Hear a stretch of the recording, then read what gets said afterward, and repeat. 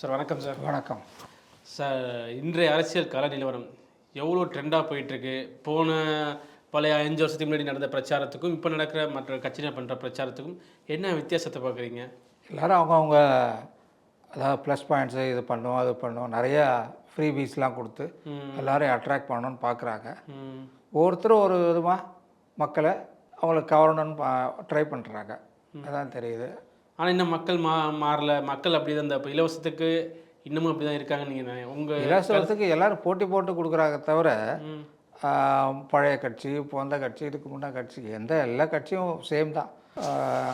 நல்ல விஷயங்கள் சொல்கிறாங்க. ஆனால் அது எப்படி பண்ணுவாங்க என்னன்றது யாருக்குமே கிளாரிட்டி இல்லை. அப்படி தான் போயிட்டுருக்கு.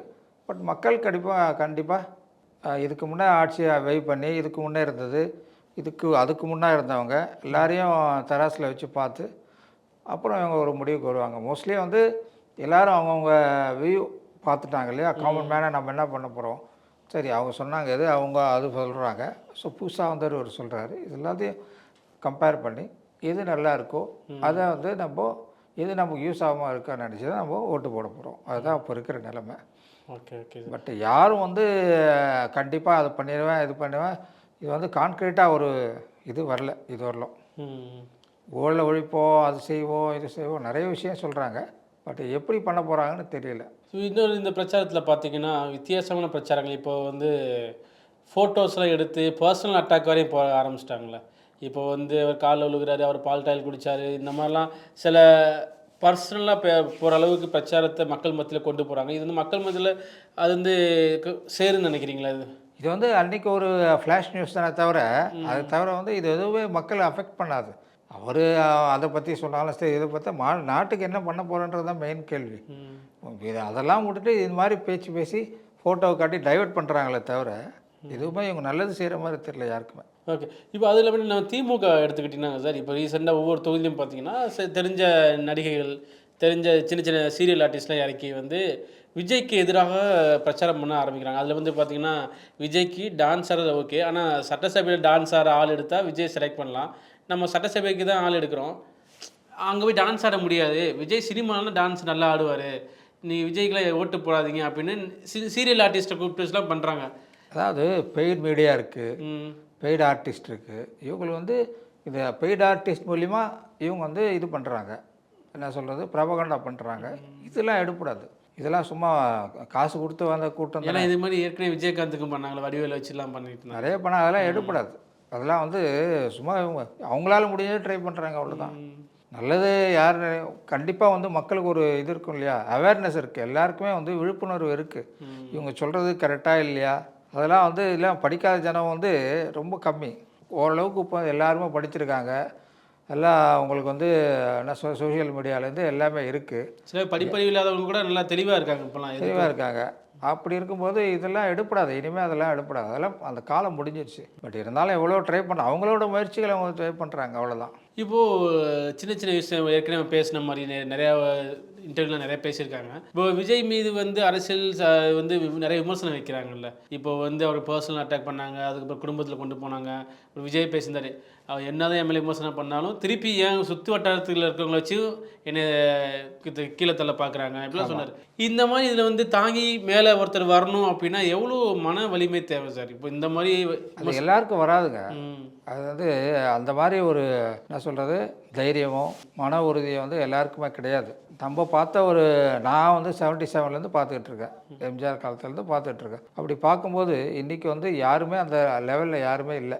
விஜய் இருக்கிற இந்த மன உறுதியோ ஒரு என்ன சொல்ல போல்ட்னஸ்ஸு இவ்வளோத்தையும் தாங்கிட்டு ஒரு ஆள் இருக்காருன்னா நம்ம பாராட்ட தான் செய்யணும். எல்லாத்தையும் இருக்குது, எல்லா வகையிலையும் என்னென்ன முடியுமோ அவங்களால எல்லா விதமான ட்ரபிள்ஸ் கொடுக்குறாங்க. அதெல்லாம் மாரி இவரோட தைரியம் தான் பாராட்டணும் நம்ம. பட் அதெல்லாம் நம்ம புறந்தள்ளிட்டு இவர் வந்து என்ன பண்ண போகிறாரு பண்ணுவார் அதை தான் நம்ம வெயிட் பண்ணுமே தவிர இந்த பர்சனல் அட்டாக்கு இதெல்லாம் வந்து இது எடுப்படாது. இதெல்லாம் எவ்வளோ பண்ண இவருக்கு தான் ஒன்று மவுஸ் கூடும். அப்படி இருக்கும்போது இவரோட கிராஃப் வேறு தான் போதே தவிர எவ்வளோ தூரம் இவங்க இழிவாக பேசுகிறாங்களோ அவ்வளோவும் இவருக்கு தான் நல்லது. ஓகே. இப்போது விஜய் அவர்கள் வந்து திருச்சி கிழக்கு பெரம்பூர்லேயும் தொகுதியில் நிற்கிறாரு. இப்போது நேற்று கூட பார்த்தீங்கன்னா பெரம்பூர் தொகுதியில் வந்து நேற்று கூட போய் வீடு வீடாக போய் வாக்கு சேகரிச்சார். அப்புறம் கோலம் போடுறது வீடெல்லாம் வைரல் ஆச்சு. இப்போ அங்கே வந்து ஒரு பிரச்சனை இஷ்யூ போயிட்டுருக்குல்ல, இந்த 16வது நம்பர் வந்து நோட்டா அப்படின்னு சொல்லி ஒரு போஸ்ட் அடித்து இது பண்ணுறாங்களா, அது என்ன பிரச்சனை சார் அது? ஆக்சுவலாக வந்து அந்த இருக்கு இல்லையா, ஓட் போடுறாங்க இல்லையா, இவிஎம் மிஷின். இவிஎம் மிஷினில் இவரது 16 நம்பர் விசில் இருக்குது. ஓகே. ஸோ அந்த 16 நம்பர் ஓட்டு இது நோட்டா ம். அப்படின்னு சொல்லிட்டு எல்லோரும் நோட்டா போடுங்கன்னு சொல்லி இது பண்ணுறாங்க. இது யார் பண்ணுறது? இது அங்கே இருக்கிற ஒரு டிஎம்கே ஆளு இந்த அவங்க வந்து எலெக்ஷன் கமிஷனே கொடுத்துருக்காங்கன்னு சொல்லி ஒரு பேப்பருக்கு அதான் அவங்க ஃபைட் பண்ணுறாங்க. டேப்லெட் மாதிரி அவங்களே பிரிண்ட் பண்ணி கொடுத்துறதா சொல்கிறாங்க. ஓகே. நோட்டா 16ன்னா அதெல்லாம் நோட்டா ஏன் போடணும்னு சொல்லி வேறு இதில் போட்டு வேறு விஜய்க்கு போட்டுருவாங்க அப்படி இப்படின்னு சொல்லி இவங்களை எல்லாமே குறுக்கு புத்தி திருட்டு புத்தி தான் தவிர யாருக்குமே வந்து நேர்மையாக இருக்கணும் இது பண்ணணுன்ற ஒரு இதுவே கிடையாது. எப்படியாவது ஏதாவது ஒன்று பண்ணி கவுத்து தோக்கடிக்கணும்னு தான் பார்க்குறாங்களே தவிர நேர்மையாக இருக்கணுன்ற பார்க்குறதே இல்லை. நேற்று வந்து அவர் போய் அந்த இடத்துல டோர் டு டோர் கேன்வாஸ் பண்ணாங்க. பண்ணிவிட்டு அங்கேயே அவ்வளோ கூட்டம் இருக்குது வந்துருச்சு. அது இன்ஃபார்ம் பண்ணாமல் போகிறதுக்கே அவ்வளோ வந்துருச்சு. கோலம் போட்டாங்க. இது மாதிரி அவங்க பண்ணணுன்னு ஆசைப்பட்றாரு. இப்போ என்ன பண்ண முடியும்? இப்போ இன்றைக்கி ஏன் அந்த கூட்டத்தை ரத்து பண்ணாருன்னா அந்த ஒரு 10 நிமிஷத்துலேயே அவ்வளோ கூட்டம் சேர்ந்துருச்சு. இப்போ அங்கே போய் திருப்பி அந்த வீடு பிரச்சனை வரக்கூடாது, கூட்டம் சேர்ந்துட்டாங்கன்னா அப்போ என்ன பண்ண முடியும்?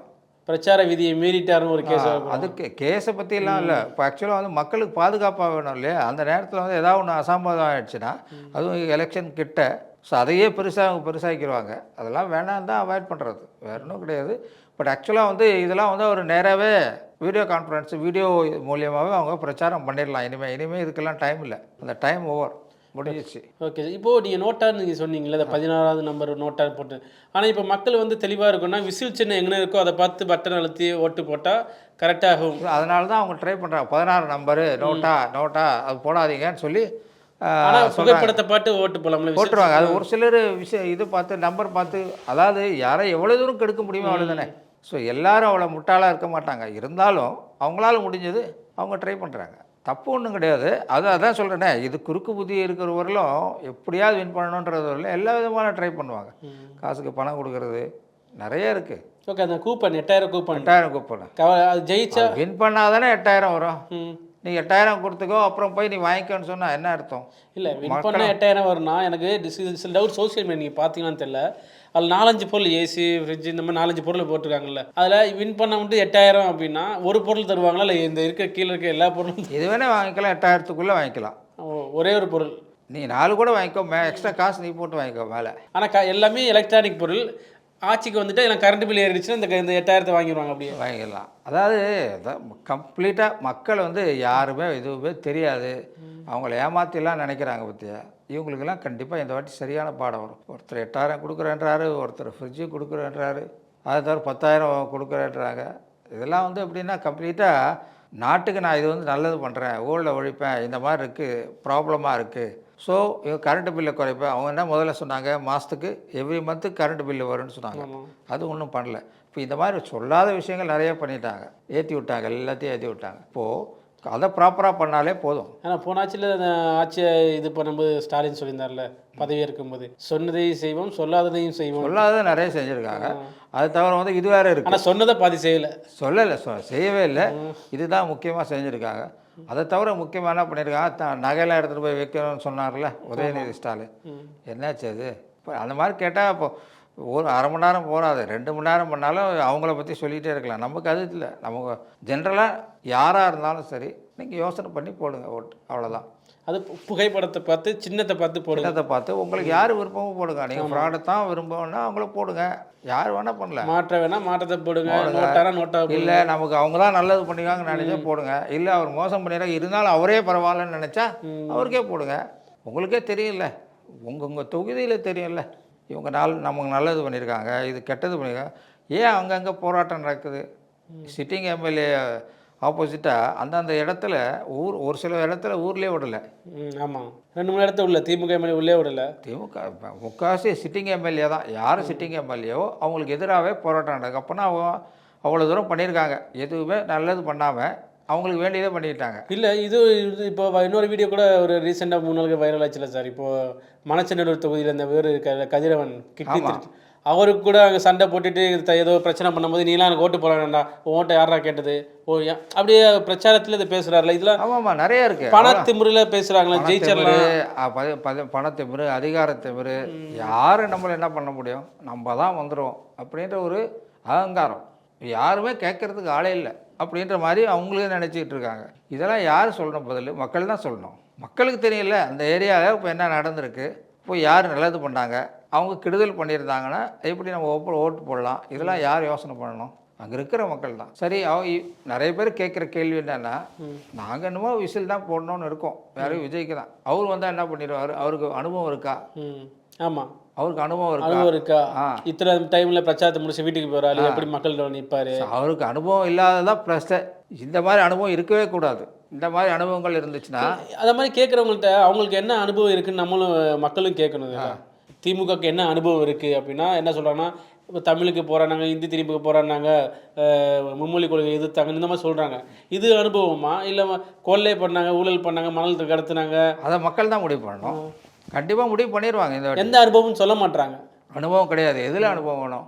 ஊரே மாத்துறது இல்லையா? எதில் அனுபவம் வேணும்? அந்த மாதிரி அனுபவம் இவங்களுக்கு கிடையாது, கண்டிப்பாக கிடையாது. ஸோ இவங்க பின்னால் வந்தால் இவங்க நல்லவங்களா, இவங்க ஊழல் பண்ணுவாங்களா, எப்படி நமக்கு தெரியும்? ஆட்சிக்கு வந்தால் தான் தெரியும். ஃபஸ்ட்டு ஓட்டு போட்டு பார்க்கணும். அவங்க ஓட்டு பார்த்து அது அவங்க பண்ணுவாங்கன்னா வந்தால் தான் தெரியும். எக்ஸ்பீரியன்ஸ் இல்லைன்னா எப்படி வரும்? புதுசாக ஒரு வேலைக்கு சேர்ற அப்போது உனக்கு எக்ஸ்பீரியன்ஸ் இருக்குன்னா எப்படி வரும்? ஃபஸ்ட்டு அவனுக்கு சான்ஸ், ஆப்பர்ச்சுனிட்டி கொடுத்தாலே அவனுக்கு வரும். இதெல்லாம் கண்டிப்பாக எப்படி கீழ்த்தரமாக பேச முடியும். இது ஒரு பிரச்சார யுக்தி தானே சார்? இப்படி சொல்லி ஆட்களை வச்சு இப்படி பேச வச்சு ஒரு யுக்தி இப்படி தானே? பட் அதே மாரி தானே இவ்வளோ பேர் வராங்க. நீ எவ்வளோ தூரம் நல்லது பண்ணால் அவங்க பின்னால், உங்கள் வேன் பின்னால் யாரும் 10 பேர் கூட வர மாட்டேறானா, 50 பேர் கூட வர மாட்டேறாங்க. ஆனால் இது ஒரு பேசினாங்களே கூட்ட வாக்கா, நம்ம பழையபடி ஆரம்பத்தில் கூட்டம் வாக்காமலாம் சொல்லும்போது இப்போ மக்களே பேச ஆரம்பிச்சிட்டாங்களே. நாங்கள் மனுஷங்க தான், நாங்கள் கூட்டம் தான், மனுஷங்க தான் வரோம், நாங்கள் மிருகம், நாங்கள் சும்மா வர்றதுக்கு மாத்திரம் இல்லை. நிறைய பேர் இப்போ நடுநிலையாளர்கள்னு பேசுனவங்கலாம் இப்போ என்ன பேசுகிறாங்க, அது கூட்டம் ஓட்டா போகும், இப்போ நிப்பாட்டிட்டாங்க, அவளுக்கு இப்போ போகும், அப்போ போகலை, இப்போ போகும்ன்றாங்க. கிட்ட இவங்களே மாறிடுவாங்க. இப்போ 2 நாள் கழிச்சு விஜய் தான் ஜெயிப்பாருன்னுவாங்க. ஏன்னா இவங்களுக்கு ட்ரெண்டு தெரியுது. இப்போ முதல்ல தெரியல, இப்போ கொஞ்சமாக என்ன சொல்கிறாங்க, இப்போ அப்படி இல்லைங்க, கூட்டம் ஒட்டுவா மாறாதுன்னு நாங்கள் சொல்லலை, ஆனால் கண்டிப்பாக மாறும் இப்போ சொல்கிறாங்க. ஆனால் முதல்ல என்ன சொன்னாங்க, அதே வயது தான் சொல்லிச்சு, இதெல்லாம் கூட்டம்லாம் ஓட்டா மாறவே மாறாது. இவ்வளோ கூட்டமா? அரசியல் நாகரிகம் தெரியாதவங்க, அரசியல் தெரியாதவங்க அது எல்லாம் சொன்னாங்க. இப்போ ஒரே குத்திட்டா வேலை முடிஞ்சிச்சு. இப்போ கோலம் போடுன்னு சொல்லிட்டாரு. கோலம் போல அவரும் ப்ராபகண்டா அவர் சிம்பிளான. இப்போது எனக்கு தெரிஞ்சு எந்த இடத்துலையும் தாவேக்கா காசு கொடுத்ததா நமக்கு தெரியல. நாங்கள் பார்த்த வரலாம் எனக்கு தெரிஞ்ச நியூஸ் இதில் பார்க்குறனால இவங்க காசு கொடுத்தாங்க, ஏமாற்றினாங்க, இது பண்ணுறாங்கல்ல. ஆனால் ஏடிஎம்கே பற்றி இருக்குல்ல, டிஎம்கே பற்றி இருக்குல்ல, இருக்குல்ல. ஸோ காசு கொடுக்காத இவ்வளோ கூட்டம் வருது, அதுவே பெரிய விஷயம் ஆச்சுல்ல. வின் பண்ணுறாங்க, வின் பண்ணலன்ற அதிமுக ஏதோ கூப்பன் கொடுத்து அதுவும் சர்ச்சையாகிட்டு அது நிறைய இருக்குது. ஸோ அப்படி இவங்க வின் பண்ணுறாங்க, நியாயமாக போட்டி போடுறாங்க, அது ஒரு மெரிட் இருக்குல்ல. இவங்களுக்கு அந்த மெரிட்டே இல்லையே. இப்போ நியாயமான போட்டி போடுறோன்னா நாம் தமிழரும் தாவேக்கா நியாயமாக பேசுகிறாரு, பேசிக்கிட்டே இருக்க வேண்டியதான் கடைசி வரலாம். இவங்க பேசுகிறாங்க, ஓரளவுக்கு செய்கிறதுக்கு வாய்ப்பு இருக்குது. அவர் 15 வருஷம் 10-15 வருஷமாக பேசிட்டு தான் இருக்காரு. அவர் ஒரு கான்க்ரீட்டான ஒரு இது வரல. அதாவது 8-9லேயே நிற்கும் 5. அவர் ஏறிட்ட அடுத்த வாட்டி கொஞ்சம் ஏறிடுவாங்க. இப்போ இந்த வாட்டி குறையிற மாதிரி இருக்குது. ஸோ இதெல்லாம் உங்களுக்கு எப்படி போகும் ஃப்யூச்சரில்? எனக்கு தெரிஞ்சு இதுக்கு எப்படின்னா 3 பேர் தான் காம்படிஷன். அந்த 3ல் டிஎம்கே, ஏடிஎம்கே அண்ட் டிவிகே. இதில் எப்படி வரும்னு யாரும் சொல்ல முடியாது. ஆனால் இதில் எதுவுமே யாருக்குமே ஃபுல் மெஜாரிட்டி கிடைக்காம தொங்கும் தான் வரும். யாராவது ஒருத்தர் நம்பி இருக்கணும், யாராவது ஒருத்தர் சாதா இருக்கணும். அப்போ டிஎம்கேவும் ஏடிஎம்கேவும் கூட்டணி அமைச்சிருவாங்க, சொல்ல முடியாது. அது தாய் கழகம் தானே. அப்போ பிஜேபி ஆல்ரெடி ஏடிஎம்கேவோட பி டீம் தான் டிஎம்கேன்னு ஆயிடுச்சு. பாதி பேர் 3/4 பேர் அதில் சேர்ந்துட்டாங்க. இப்போ எல்லாம் மொத்தமாக சேர்ந்துட்டா கூட்டணி அமைச்சு வந்துடும். அங்கே போய்ட்டு எடப்பாடி வேலையை ஆரம்பிச்சிடுவார்ல, ஸ்டாலின் காலை வரட்டி முதலமைச்சர் அங்கே போய் அதெல்லாம் பார்த்துக்கலாம். அங்கே ஏற்கனவே நம்ம இது இருக்கார்ல, ஓபிஎஸ் இருக்கார்ல. எதுக்கு இதான் என்ன சொல்கிறது, ஸ்லீப்பர் செல். அது ஓபிஎஸ் மட்டுமா இருக்கார். இப்போ இதில் பிரேமலதா தாவே கடை அது பெரிய ஆள். அது ஸ்லீப்பர் செல்லையே பெரிய செல்லு. அதுதான். அது எப்படி அவங்களுக்கு கிளியர் பண்ணணும்? அது பிஜேபியோட ஸ்லீப்பர் செல் அங்கே சேர்ந்துருக்காங்க. ஸோ இவங்களுக்குலாம் தெரிஞ்சு சொல்லும் போது ஆரம்பத்தில் விஜய் கட்சி ஆரம்பிக்கும் போது இப்படி சொன்னாங்களே, ஆதவர்ஜனா திமுகவோட ஸ்லீப்பர் செல்லு, அதுக்கப்புறம் அருண்ராஜ் பாஜகவோட இது இப்படிலாம். இப்போ வந்து எல்லாமே இப்போ மாறுது பாருங்க. எல்லாம் திமுக ஒரு ஸ்லீப்பர்ஸ் பிரேமலதா இருக்காங்க, ஓபிஎஸ் இருக்காங்க அப்படிலாம் சொல்றாங்க. இப்போ பிரேமலதா பேச்சையும் பார்த்தீங்களா? அந்த ஸ்பீச் வைரல் ஆச்சுல்ல. அது பேச்சு வந்து அந்த இடத்துல அப்படி பேசலாமா? இல்ல அவங்க மனசுல ஒண்ணு வச்சுட்டு வேற எங்கேயாவது பண்ணாங்களான்னே தெரியாத அளவு ஒண்ணு பேசியிருக்காங்கல்ல. இல்லை அவங்க தெரிஞ்சு பேசினாங்களோ தெரியாத பேசினாங்க தெரியாது. ஆனால் பேசுனது உண்மை தானே. பேசுனது உண்மைதான். அவங்க பேசாம அது பேசிய விஷயம் உண்மை தானே. பேசிய விஷயம் உண்மைதான். அது அவங்களே உண்மைன்னு சொல்றாங்களே. ஆமாம், அப்புறம் என்ன இருக்குது. ஸோ அவங்க நல்லது தான் பண்ணியிருக்காங்க எல்லாருக்குமே. இப்போ முக்கியமாக டிவிகேக்கு நிறைய பண்ணியிருக்காங்க. ஏன்னா இந்த மாதிரி வந்து அவங்க யாருக்கு அப்போது திமுக மேடையிலே போயிட்டு தாவேக்காக்கு பிரச்சாரம் பண்ணியிருக்காங்களா? அப்போது தாவேக்காக்கு பண்ணியிருக்காங்க, இல்லை ஏடிஎம்கேன்னு வச்சுங்க, பிஜேபிக்குன்னு வச்சுங்க, மற்ற கட்சிகள் இருக்குது. திமுக தவிர மற்ற கட்சிகள் எல்லாருக்கும் அவங்க ஹெல்ப் பண்ணியிருக்காங்க. இவங்க தான் நன்றி கடன் சொல்லணும். இப்படி தானே? அப்படி தான் கண்டிப்பாக. அந்த மாதிரி தான் இப்போ வந்து இவர் போய் பேசுகிறார், கமல்ஹாசன் பேசுகிறாரு. கமல்ஹாசன் பேசினாரு, ஏதாவது உங்களுக்கு புரிஞ்சுதா? எனக்கு தெரியல. அதுதான் அவர் பேசினே புரியாது தானே சொல்கிறாங்கலாம். புரியாது. பட் இது தேவையில்லை. நான் கட்சி ஒரு 4 சீட்டு வாங்கி நின்று இருக்கலாம், அவங்கள நம்பி இருந்தவங்களுக்கு பண்ணியிருக்கலாம். இப்போ எதுக்கு தேவையில்லாமல் அங்கே போய் பேசுகிறாருன்னு எனக்கு தெரியல. அதாவது ஒரு எம்பி கொடுத்துறாங்க, நிம்மதியாக இருக்க வேண்டியது. அதை விட்டுட்டு அங்கே போய் பேசி தேவையில்லாம மக்களுக்கும் புரியாமல், அதான் இவங்கெல்லாம் பேச பேச என்ன ஆகுன்னு சொன்னால் டிஎம்கேக்கு தான் ஓட்டு குறையும். பேசாமல் இருந்தால் கூட ஓட்டு வரும் போல். இவங்கெல்லாம் பேசாமல் இருந்தால் அவங்களுக்கு வந்திருக்கும், ஓரளவுக்கு அது வரும். பரவாயில்ல. அவருக்கு ராகுல் காந்தி கடைசி நேரத்தில் வரேன்றாரு. அவர் வராமே இவ்வளோ தூரம் அவருக்கு மவுசு ஏற்றி விட்டாங்க. இப்போ பாருங்கள் வந்து அவர் இவங்களுக்கு பேச போகிறாரு. இப்போ என்ன பேச போகிறாருன்னு நாளைக்கு தெரிஞ்சிடும். அதான் ராகுல் காந்தி திமுகவுக்கும் காங்கிரஸுக்கும் பிரச்சனைன்னு ஒரு வதந்தி போயிட்டு இருந்துச்சு. வதந்தியே உண்மையாக போயிட்டு போயின்னு நிரூபிச்சிட்டாங்கல்ல. இப்போ பார்த்தீங்கன்னா பொன்னேரி அது துறையூர் இந்த மாதிரி ராகுல் காந்தி வராரு அப்படின்னு. ஆனால் ஸ்டாலின் அங்கெல்லாம் பங்கேற்கல அப்படிங்கிறாங்க. நான் நினைக்கிறேன் 27 தொகுதியோ என்னப்பா நிற்கிறாங்க. 28 27 யார் காங்கிரஸ் 28 ஜெயிச்சிருவாங்க நினைக்கிறேன். இவர் ராகுல் காந்தி பிரச்சாரம் பண்ணுறாருல்ல. 28மே வந்துடும். அந்த அளவுக்கு ஸ்ட்ராங்காக இருக்கும் காங்கிரஸ். ஓகே. அதனால் வந்து அவர் வந்ததுனால நல்ல விஷயம் நடக்குது. ஓகே. இவ்வளோ பிரச்சாரம் போயிட்டு இருக்கும்போது விஜயோட பிரச்சாரங்கள் பார்த்தீங்கன்னா வச்சுங்களேன், ஒரு டைமிங்கு அனுமதி கொடுக்குறாங்க. ஓகே. அடுத்த நாள் பிரச்சாரம் ரத்தாகுது. அப்புறம் அடுத்த நாள் பிரச்சாரத்துக்கு போகிறாரு. அப்புறம் ரோட் ஷோ தான் போகிறாரு. அதிகமாக பேச மாட்டார். இந்த விமர்சனத்தை எப்படி பார்க்குறது? மக்கள் மத்தியில் இது வந்து எப்படி இதெல்லாம் அவங்க ஒரு ஸ்ட்ராட்டஜி வச்சுருக்காங்க. இப்படி தான் பண்ணணும், அப்படி பண்ணணும்னு வச்சுருக்காங்க. அவங்க எது பண்ணணும்னு நினைக்கிறாங்களே அது பண்ணக்கூடாதுன்னு இவங்க சொல்கிறாங்க. அப்போ எப்படி உங்களுக்கு இதாகும்? இப்போ வந்து ஆக்சுவலாக வந்து ஒரு வாட்டி அதாவது 4 மணி நேரம் கொடுத்து அதுக்கப்புறம் கேன்சல் பண்ணி 1 மணி நேரத்துலேயே முடிக்கணும். அதாவது பெரம்பூர்லேருந்து வில்லிவாக்கம் டு டி நகர் வர்றதுக்கு எப்படி முடியும்? நார்மலாக வந்தாலே 1.5 மணி நேரம் ஆகும். அவர் வந்தால் கண்டிப்பாக 3 மணி நேரம் 4 மணி நேரம் ஆகும். அப்போ வேணும்னே பண்ணுறாங்களா? என்ன பண்ணுறாங்க? ஸோ கூட்டம் வந்தால் கூட்டம் வந்ததுன்றாங்க. கூட்டம் வரலன்னா அது வேறு. எங்களுக்கெல்லாம் கூட்டம் வரல, இவருக்கு மாத்திரம் எப்படி வருதுன்றாங்க. ஸோ இது என்ன தான் பண்ணுறது? அப்போது அவர் பிளான் பண்ணுறாங்க, பர்மிஷன் வாங்குறாங்க, கொடுக்குறாங்க. ஆனால் அந்த இடத்துல நீ ரோட் ஷோ பண்ணக்கூடாது, பிரச்சாரம் பண்ணணும், இது 2000 பேர் பண்ணு, 3000 பேர், இவங்க 1008 கண்டிஷன் போடுறாங்க. இந்த கண்டிஷன்லாம் வச்சு அவங்க போகிறதுக்கு போகாதே இருக்கலாம்னு பார்க்குறாங்க. அதுக்கு மீதி வேறு. இப்போ நேற்று வந்தார், பெரம்பூர் வந்தார், யாருக்கும் சொல்லலை, பொண்ணாரும் வந்துட்டார். ஆனால் அதே இடத்துல சொல்லிட்டு போயிருந்தா என்ன இருக்கும்? க்ரௌடு மாநாடு மாதிரி கூடியிருக்கும். மாநாடு வரைக்கும் கூடியிருக்கும். ஒவ்வொரு வீட்டுக்கு போக முடியுமா? முடியாது. ஸோ அவருக்கு பர்மிஷன் கொடுத்துட்டாங்க. ஆனால் யோசனை பண்ணுறாங்க, நம்ம சொல்லாமல் போனாலே இவ்வளோ கூட்டம் வருது, இப்போ சொல்லிவிட்டு போய் வீடு வீடாக பிரச்சாரம் பண்ண என்ன ஆகும் அந்த ஏரியா? ஸோ இதெல்லாம் யோசனை பண்ணி தான் மக்களுக்கு, அதாவது அங்கே வந்து ஸ்டாம்பேட் நடந்து ஏதாவது ஒரு ப்ராப்ளம் ஆச்சு அப்போனா யார்? இவரால் தான் ஏதாச்சு அப்படின்னு இவர் வேலையை பழி போட்டுறது. இதெல்லாம் யோசனை பண்ணி தான் பேசாமே இருந்தாலும் நல்லதுன்னு சொல்லி முடிவு பண்ணுறது தான். ஸோ இது அட்வான்டேஜா டிஸ்அட்வான்டேஜா அதெல்லாம் வந்து இப்போ தெரியாது. கண்டிப்பாக 4ஆம் தேதி தெரியும். ஆனால் எனக்கு தெரிஞ்சு முடிஞ்சவரை முயற்சி பண்ணுறாங்க. இப்போ நாளைக்கு வேறு இடத்துக்கு போகிறோம். கடலூர் கூட ப்ரோக்ராம் போட்டிருந்தாங்க. திருச்சி போகிறேன்றாங்க. திருச்சி கிழக்கு பிரச்சாரம் அப்படின்னு தெரியல. அதெல்லாம் இன்னும் 2-3 நாள் எல்லாம் தெரியல. மேக்ஸிமம் 3 நாள் தானே. இந்த 3 நாள் எல்லாம் முடிஞ்சாலும் இது தவிர ஒய்எம்சிஏ மைதானத்தில் 21ஆம் தேதி ஒரு மீட்டிங் போடுறதா சொல்கிறாங்க. கடைசி மீட்டிங் அங்கே தான் சொல்கிறாங்க. ஸோ இதெல்லாம் வந்து மீட்டிங் நடந்தால் தான் கன்ஃபார்ம். அதுக்குள்ளே என்னென்ன பிரச்சனைகள் இவங்க கொடுக்குறாங்க, என்ன பண்ணுறாங்க, இதெல்லாம் எதுவுமே எனக்கு தெரிஞ்சு ஒரு காணொலியிலே பேசி ஸோ இது அவங்களோட கருத்துக்கள் சொல்லிடலாமே தவிர இவங்கெல்லாம் போய் இனிமேல் பண்ணி அவங்க ஏதோ ஒரு ப்ராப்ளம் பண்ணி பிரயோஜனமே இல்லை. இவ்வளோ தூரம் பிரச்சனைகள் பண்ணி அப்படி போய் பேசி என்ன பண்ண போகிறாங்க? பேசினாலும் 5 நிமிஷம் மேலே பேச முடியாது. பேசுனா என்ன சொல்கிறாங்க, நீ ரொம்ப இல்லாதெல்லாம் நிறைய சொன்னதையே சொல்கிற அப்படின்றாங்க. நிறைய பிரச்சனைகள் இருக்குது. அது மக்களுக்கு அந்த கவலை இல்லை, ஆனால் எதிர்கட்சிகளுக்கு அந்த கவலை இருக்குது. இப்போது வேலை இல்லாத என்ன பண்ணுவேன்? ஏதாவது யோசனை பண்ணிக்கிட்டு ஏதாவது பேசிக்கிட்டு. ஸோ அவங்க வேலை குற்றம் சொல்கிறதே ஒரு பெரிய வேலையாக வச்சுருக்காங்க. அதுக்குன்னே ஒரு குரூப் இருக்குல்ல, அவங்களுக்கு என்ன பண்ணுறது? இதுதான் வேலை. அவர் என்ன பண்ணாலும் அது ஒரு குற்றம் சொல்கிறது தான். இது வந்து மக்கள் மனசில் எடுபடுமா அப்படின்னா முயற்சி தானே. ஆமாம். ஸோ ஏதாவது ஒன்று முயற்சி பண்ணி பண்ணுறது. அதாவது கண்டிப்பாக வந்து இதெல்லாம் வந்து மக்கள் யோசனை பண்ணுறாங்க. இப்போ 2 பேரும் ஆட்சியை பார்த்தாச்சு. 3வது ஆள் இவர் என்ன பண்ணுவாருன்னு தெரியாத ஒரு ஆள். ஆமாம். இவர் நல்லா பண்ணுவாரா கெட்டது, ஆனால் வந்து இவங்கள விட பெட்டராக தான் இருக்கும்னு ஆமாம். எல்லாரும் சொல்கிறாங்க. 100ல் 90 பேர் சொன்னால் அவ்வளோ மோசமாக இருக்காதுங்க. கண்டிப்பாக இவர் முயற்சி பண்ணி நல்லது செய்வாருன்னு சொல்கிறாங்க.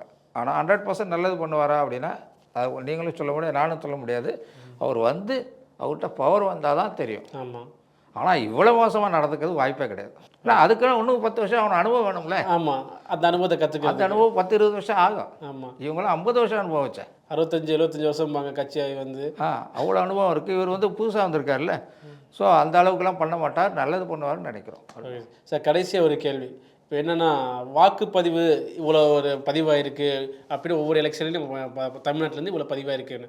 இந்த வாக்குப்பதிவில் வந்து இளைஞர்களும் அதிகமாக ஓட்டு போட போகிறாங்க. வரலாறு காணாத பதிவுகள் இவ்வளோ அதிகப்படியாக இந்த அடி பதிவாகுமா வாக்குகள் உங்கள் கருத்து கணிப்பில்? இப்போ ஆக்சுவலாக நான் ஏற்கனவே நம்ம பேட்டியில் பழசு சொல்லியிருக்கேன். எனக்கு தெரிஞ்சு அதாவது இந்த 18, 20, 25 இந்த வயசில் இருக்கிறவங்க மோஸ்ட்லி ஃபஸ்ட்டு ஓட்டர் ஐடி வாங்குறதுக்கே அவ்வளோ இன்ட்ரெஸ்ட் காட்டல. இதுக்கு முன்னே எலெக்ஷனில். ஆமாம். பெரியவங்களே அவ்வளோ காட்டல. பெரியவங்க ஓட்டு போடுறதுக்கு காட்டல. ஆமாம். இவங்க ஓட்டே ஐடியா வாங்குறதுக்கு காட்டல. இப்போ ஏஜ் குரூப் அந்த காலத்துலலாம் வச்சுக்கினா ஒரு நாள் லீவ் கிடைக்கும்பா, எங்கேயாச்சும் படம் பார்க்க போகலாம் கிடைக்கும். அதை தவிர மெயினாக வந்து என்ன பண்ண நம்ம ஓட்டு போட்டு என்ன பிரயோஜனம்? சரியா, யார் வந்தாலும் நமக்கு எந்த வித பிரயோஜனம் இல்லை. சரி, அவங்க பெரியவங்க அவங்க தான் போடுறாங்க, போட்டோம், நம்ம பாட்டு நம்ம வேலையை பார்ப்போம்னு இருந்துட்டாங்க. ஆனால் நிறைய பேர் ஓட்டர் ஐடியே வாங்காதவங்கெல்லாம் அந்த 18 வயசு எப்படான்னு சொல்லி நிறைய பேர் வாங்கியிருக்காங்க. இந்த வாட்டி வாங்குவாங்க. ஃபஸ்ட்டு நான் ஓட்டர் ஐடியை பற்றி அப்போ பேசல. அப்போ என்ன சொன்னேன், இந்த 18லேருந்து 30 வயசுக்குள்ளே இருக்கிறவங்க கண்டிப்பாக ஓட்டு போட வருவாங்கன்னு சொன்னேன். ஆனால் இப்போது ஓட்டர் ஐடி வாங்கிட்டாங்க. இப்போது அவங்களுக்கு வந்து பெரியவங்க கூட ரிஜிஸ்டர் பண்ணாமல் விட்டாங்க. அப்படி தான் சண்டை போட்டு வாங்கியிருக்காங்க நிறைய பேர். எனக்கு ஓட்டர் ஐடி வேணும்னு சொல்லி. அப்படி ஓட்டர் ஐடி வேணும்னு வாங்கி எல்லோரும் எதுக்கு வாங்கிறதுக்கு?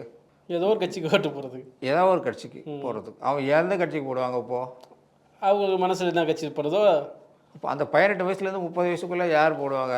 அது எனக்கு தெரிஞ்சு தாவேக்காக்கு தான் போடுவாங்க. நான் சொல்லலை, எதிர்கட்சி ஆளுங்க அவங்க பேசுகிறாங்கல்ல, சோ கால்டு பீப்புள், நடுநிலையாளர்கள், அவங்க சொல்கிறதெல்லாம் இந்த 18லேருந்து 30 டிவிக்கு தான் போடுவாங்கன்னு சொல்கிறாங்க.